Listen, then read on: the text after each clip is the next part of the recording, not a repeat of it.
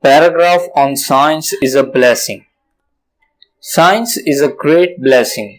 It has brought about revolutionary changes in our lifestyle and different fields of life. We owe a great sense of gratitude in the field of medicine, transportation, communication, farming, food preservation, and sanitary conditions. It has also made us more logical and critical in our attitude and to the unknown incidents of day-to-day life. In past, people died of many diseases were incurable which are curable nowadays. The advancement in science has controlled death rate. Today we live more healthy and longer than our forefathers.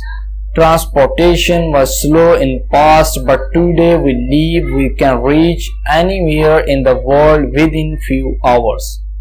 Similarly, we can talk our relatives and friends using mobile phones and internet. Today we grow more food and better food by adopting the new methods of cultivation and farming.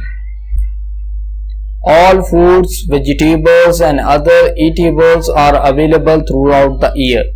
Today we are more cleanliness conscious and live a better, pure, clean life as compared to our older generation. We are more logical and critical in our attitudes. We are less superstitious than our ancestors. So to conclude, I would like to say that science has broadened and brightened the canvas of life.